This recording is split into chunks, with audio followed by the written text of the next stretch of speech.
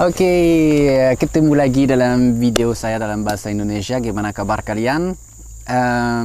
Hari ini pengen saya bahas kesulitan saya sebelum menjadi WNI. Jadi tahun 2012 saya dapat warga negara Indonesia. Terima kasih Mbak Tina yang telah membantu saya waktu itu. Tapi sebelumnya waktu WNA itu nggak mudah loh. Jadi prosesnya selama 10 tahun, jadi semua saya bahas zaman sudah lewat ya. Jadi boleh jujur kali ya, mungkin orang-orang yang bersangkutan tidak lagi bekerja di tempat yang sama. Tetapi yang pasti saya selama 10 tahun dulu punya visa dinas yang dikeluarin oleh Kementerian Kehutanan melalui Sekretariat Negara. Serius sekali. Jadi seolah-olah saya dibutuhkan ya.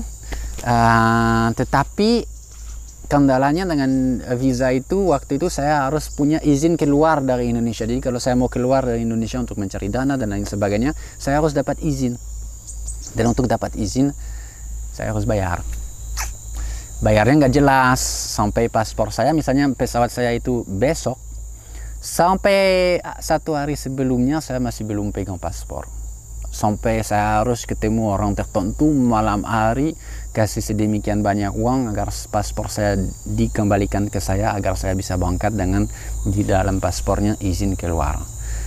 Ini permasalahan yang dihadapi dengan izin keluar yang hanya berlaku 6 bulan. Jadi sering banget terjadi seperti itu.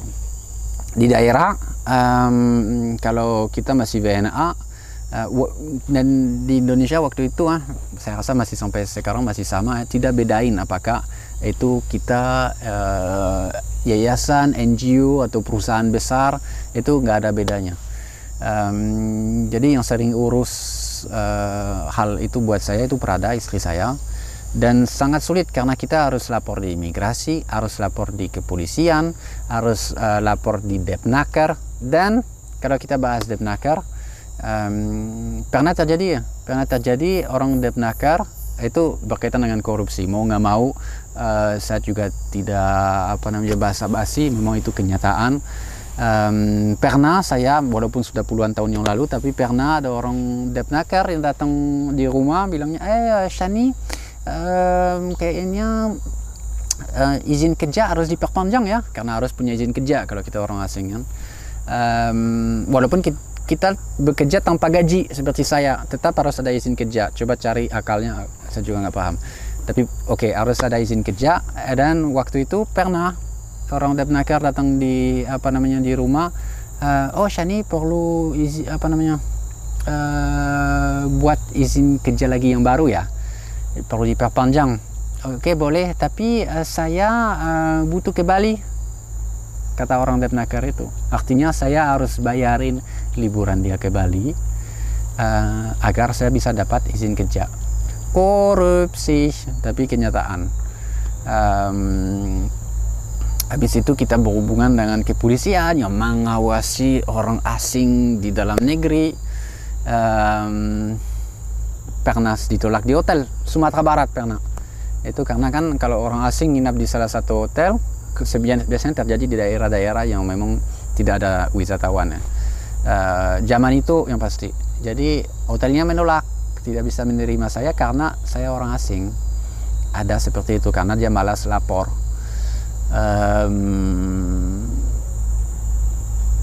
Banyak banget kesulitan-kesulitan seperti itu. Makanya waktu dapat WNI, selain secara simbolis saya sangat senang menjadi warga negara Indonesia, tetapi di sisi lain selesailah semua permasalahan, tekanan-tekanan dari pihak-pihak yang merasa bisa. Pernah di imigrasi tahun 99 saya rasa, di Kalimantan.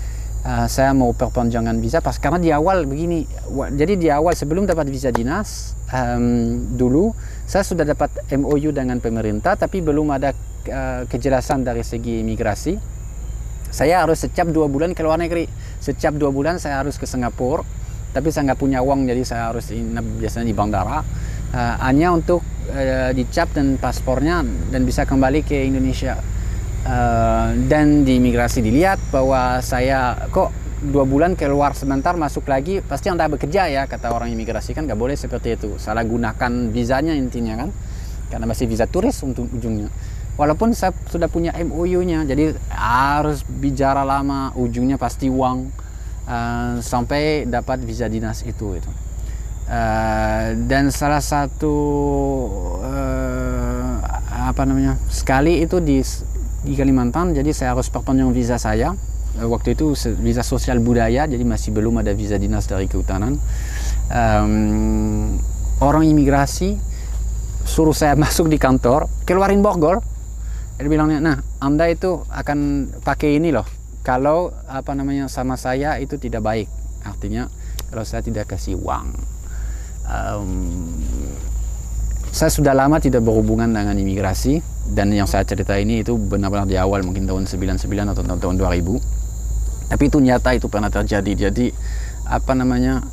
semoga itu sudah berubah, tidak lagi seperti itu.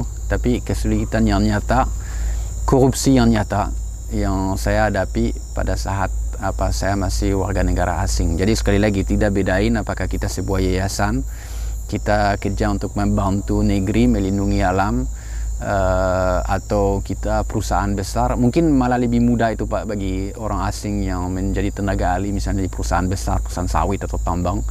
Yang pasti buat saya seperti itu, korupsi hal nyata pada saat itu dalam semua jajaran imigrasi dan Depnaker pada saat itu ya. Sekali lagi, sejak 2012 saya sudah warga negara Indonesia, jadi tidak pernah berhubungan dengan itu, dan terakhir-terakhirnya baik-baik saja itu, khususnya waktu urus ibu saya misalnya visanya. Tapi di awal tahun 2000 lah itu kenyataan izin keluar Indonesia waktu pakai visa dinas, yang sampai hari hanya nggak tahu apakah akan berhasil keluar. Tekanan dari Depnaker,